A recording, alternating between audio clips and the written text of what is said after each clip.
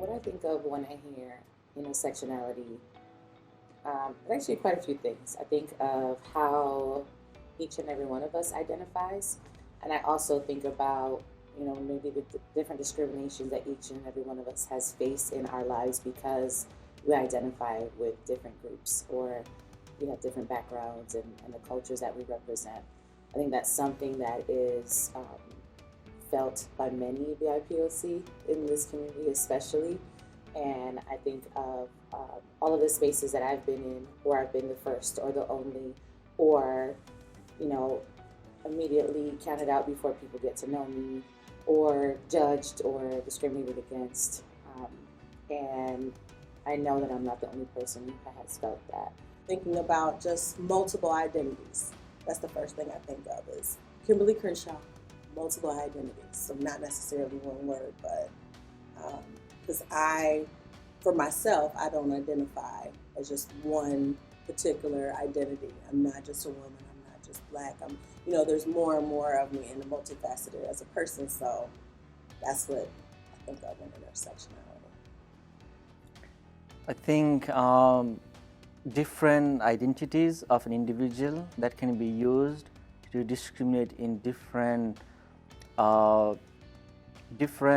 space.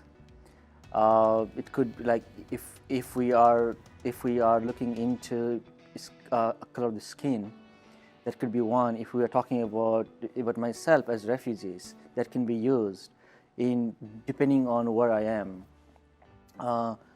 Sometimes I am talk very slowly because the perception of the other person is that I didn't speak in English, so they wanted to make sure that I understand what they're talking about. So I think depending on others, how they can use different identity of an individual to benefit their interest.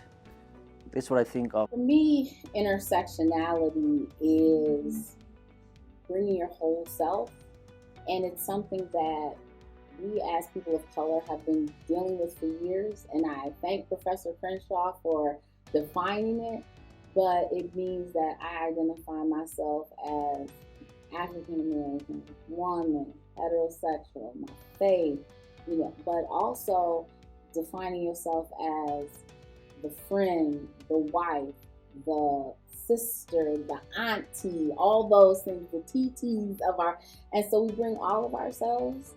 And then, I'm a physician, I'm an educator. I don't consider myself a community leader, but I think I'm someone involved in my community.